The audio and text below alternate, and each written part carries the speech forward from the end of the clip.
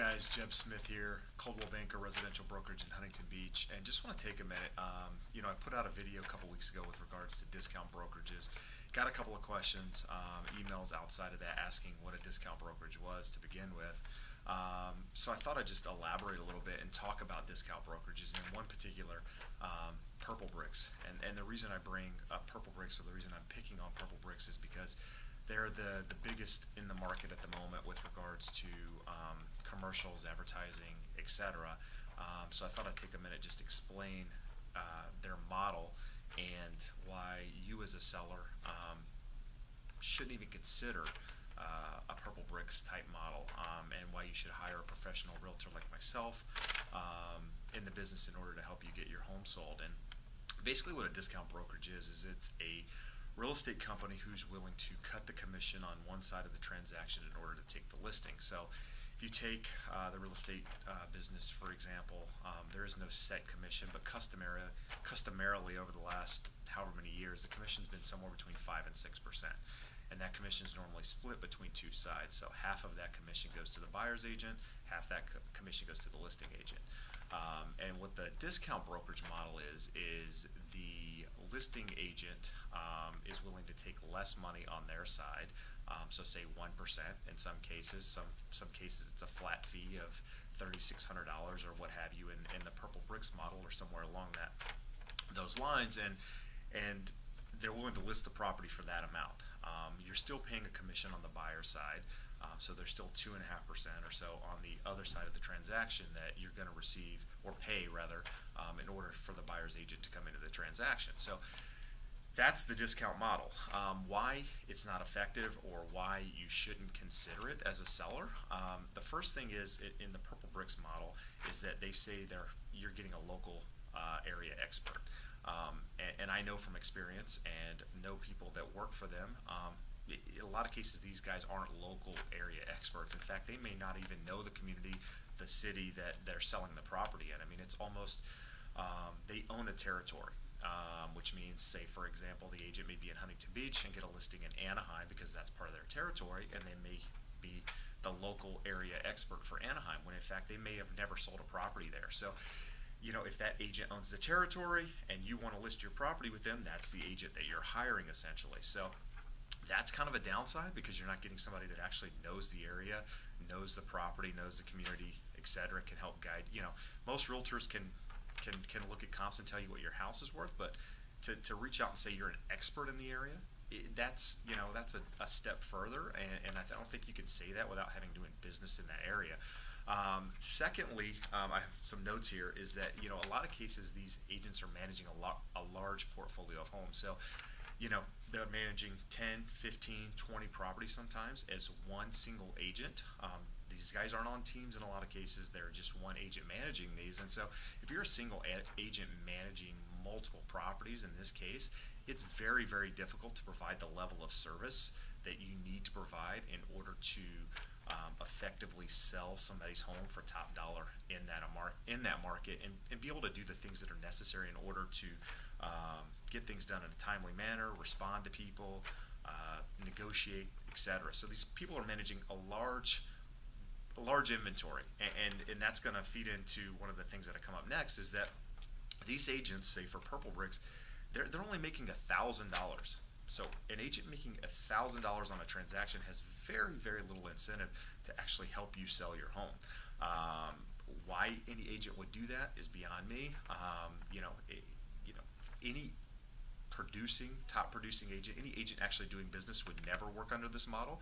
So not only are you getting an agent that's probably not an expert in your area, you're getting an agent that probably doesn't do a lot of business to begin with, and that's why they went to this model. And I'm sorry if I'm offending anyone out there, but at the end of the day, if you're an agent who's effective, good at your job, professional, and you're actually doing business, there's no reason you would ever turn to this model to begin with. So you're getting an agent in a lot of cases is making very little money on the transaction. They've got a large inventory of homes, and so and they're getting paid up front. So when they take the listing, they're getting the $1,000 then. It's not like they get paid when the transaction closes. So you're a seller, you sign a transaction with me, I get my fee up front. What's my incentive to sell your house? Yeah, there's not one. And that's part of the problem with the model is that you get a lot of these agents that have multiple properties out there. They're servicing 15, 20 homes. They've already gotten paid on the transaction. They're getting calls from other agents to see the home. There's very little incentive for them to return the calls, to do the things necessary in order to help sell that home. Now, what does happen is it puts them in a place where it makes it better for them to double in the house, right? That's the only way they make money because they get commission on the buyer side of the transaction. So if I'm an agent only making $1,000 on a transaction, but I know that if I double end it, that's the way that I'm able to make money, then I'm probably going to make it more difficult for agents to see the home, more difficult for things to happen. My follow-up's not going to be as good probably in some of those cases because I'm trying to put myself in a position where I can represent the buyer and actually make money. Otherwise, I'm not making any money on these transactions, and that's part of the problem. If we can agree that exposure drives demand and demand drives price, you're essentially missing the whole boat with regards to hiring one of these companies because all they're doing is putting your house on the MLS, taking photos, in some cases a virtual tour, and putting it online.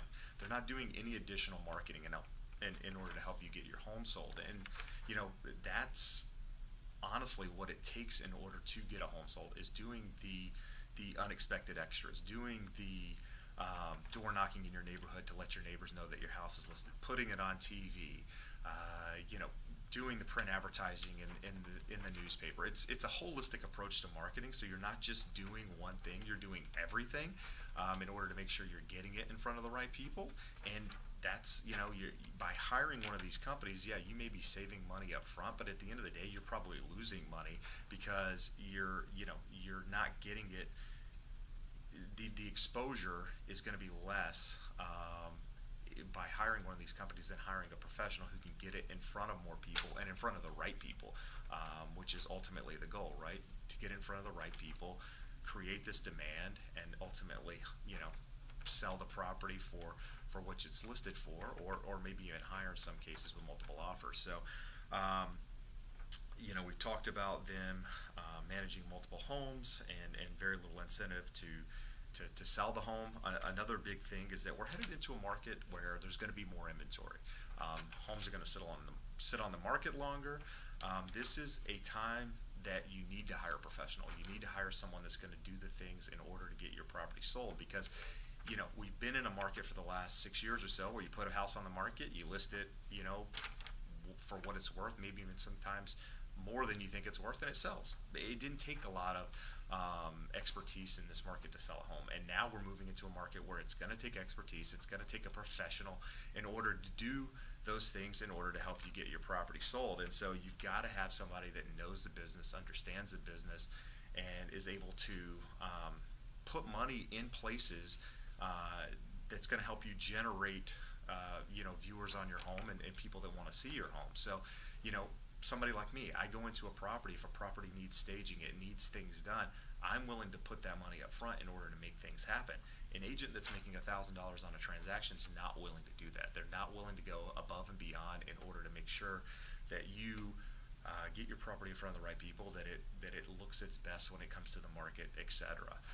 And another thing that comes up is, during a transaction, over my years in the business, 15 years in the business, is that there's always things that come up in a transaction. Repairs need to be done.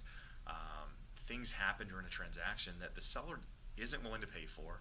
In a lot of cases, the buyer's agent isn't willing to pay for it either because they're already giving the buyer a credit, and deals fall apart if you're not able to negotiate these things. And so there's a lot of cases where I've kicked in money as a listing agent in order to make deals work. Does that happen every time? Of course not. But in the right cases, it does happen, or in some cases it does happen, and I'm willing to step up and save a transaction versus going back to market, putting it back on the MLS, waiting another 60 days. People lose money in those circumstances. So you need to hire a professional that's willing to not only negotiate, but do things in order to make deals work. And hiring discount brokerages, you're not getting that. You're getting somebody that's there literally putting a sign in your yard, putting it on the MLS, and praying that a buyer comes in and makes an offer on the property. I talked a little bit about a discount brokerage model. There's a lot of them out there. But at the end of the day, if you're interviewing, interview those guys.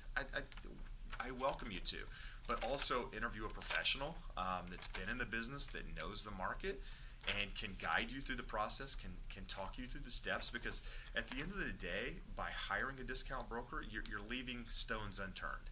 And at the end of the day, if you want the most amount of money for your home, you need to hire a professional, somebody that knows what they're doing, that can help guide you through the process. So would love the opportunity to help you if you're thinking about selling, even if you're thinking about buying.